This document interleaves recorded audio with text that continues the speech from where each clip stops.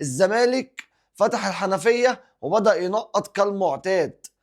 وانا قلتها لك قبل كده، اوعى تفرح بماتش وتقول لي اصل انا خدت الدوري. انا بقول لك يا ابني انت مش وش دوري والايام بينا، وانا بقول لك لو عرفت تحافظ على المركز الثالث يبقى كتر خير الدنيا، وانت كده محافظ على مستواك.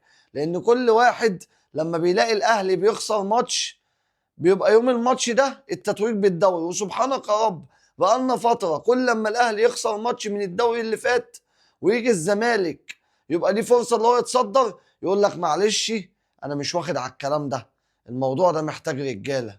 وهم عارفين نفسهم شويه كومبارسات ما بتصدق تفرح في هزيمه الاهلي اكتر من فرحها بمكسبها، اللي هي ما بتعرفش حتى تكمل فيه للاخر. لان احنا قلنا الموضوع ده محتاج رجاله.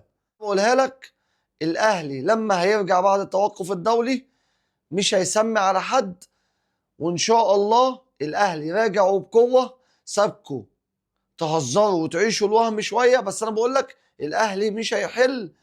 وانت مقابلتك معانا يوم 29 الشهر ده مش هنسمي عليك، وهتعرف قيمتك الحقيقيه. وكذلك في ماتش السوبر المصري، وكل واحد افتكر الاهلي خد تعسيله وغفل. الاهلي لو صحي والله ما هيخلي